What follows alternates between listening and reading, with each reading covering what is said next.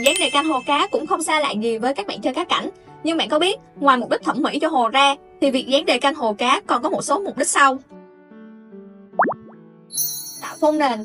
Dán đề can phía sau hồ cá giúp tạo phông nền, làm nổi bật màu sắc của cá và cây thủy sinh, tạo ra cảm giác sâu hơn cho không gian bên trong hồ. Các loại đề can có thể mô phỏng cảnh quan tự nhiên như rạn san hô, đá, cây cỏ hoặc cảnh biển, giúp hồ cá trở nên sinh động hơn. Giảm ánh sáng từ mặt sau. Đề can có thể giúp giảm ánh sáng lọt vào hồ từ phía sau, giúp điều chỉnh ánh sáng bên trong để tạo môi trường ổn định cho cá và cây thủy sinh. Giảm căng thẳng cho cá. Cá có thể dễ bị căng thẳng nếu thấy bóng di chuyển hoặc ánh sáng thay đổi từ phía sau hồ. Việc dán đề can giúp bạn hạn chế tầm nhìn, tạo không gian yên tĩnh, an toàn cho cá. Che khuyết điểm. Nếu có các đường dây hoặc các thiết bị ở phía sau hồ, đề can cũng giúp che chúng đi, làm cho hồ cá trông gọn gàng hơn. Việc chọn đề can phù hợp không chỉ giúp hồ cá thêm đẹp mà còn tạo môi trường tốt hơn cho các sinh vật bên trong. Dán đề can, đặc biệt là cho hồ cá, thường khiến nhiều người đau đầu nhất là vì những bọt khí cứng đầu. Chúng không chỉ làm mất đi vẻ thẩm mỹ mà còn giảm độ bám dính và khả năng bảo vệ của đề can.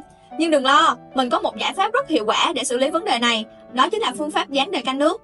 Có lẽ nhiều bạn đã nghe qua phương pháp này rồi, nhưng trong video hôm nay, mình sẽ hướng dẫn các bạn thực hiện một cách thật ngắn gọn và dễ hiểu. Không chỉ vậy, mình sẽ bật mí thêm một vài mẹo nhỏ cực kỳ hữu ích mà mình đã rút ra từ kinh nghiệm thực tế khi dán hồ cá. Đảm bảo sau khi xem xong, bạn sẽ tự tin dán đề can và không còn lo lắng về bọt khí nào nữa. Hãy cùng theo dõi nhé! Bây giờ mình sẽ bắt đầu dán đề can cho cái hồ beta cũ này. Mình sẽ cải tạo cái hồ cũ này thành một cái hồ thủy sinh. Ở đây thì mình sẽ chọn loại đề can màu đen trơn. Ở ngoài thị trường thì ngoài đề can trơn ra sẽ có những cái loại đề can khác như là đề can nhám hoặc là đề can có in hình phong cảnh. Thì tùy sở thích thì mọi người sẽ chọn cái loại đề can phù hợp với mình. Với cái hồ kích thước nhỏ này thì mình sẽ để hồ lên đề can và đánh dấu điểm để cắt đề can. Và một cái mẹo nhỏ thì đối với những cái hồ nhỏ, bạn nên cắt cái đề can này dư ra một xíu so với kích thước hồ, để khi mà dán xong thì chúng ta có thể dễ dàng tỉa lại cho nó vừa vặn với cái hồ hơn. Vì nếu như các bạn cắt kích thước vừa khít với cái hồ thì có thể là trong quá trình mình dán nó sẽ bị lệch lạc và sẽ khiến cho cái hồ nhìn mất thẩm mỹ hơn. Sau khi đã đánh dấu khung hồ xong thì mình sẽ cắt đề can ra. Giờ thì mọi người hãy vệ sinh thật sạch cái mặt hồ để đảm bảo rằng trên mặt hồ không còn bụi hoặc là cát. Sau đó chúng ta sẽ dùng bình xịt phun sương và phun đều nước lên bề mặt cần dán đề can. Rồi chúng ta sẽ cẩn thận đặt dán tấm đề can lên cái mặt nước đó.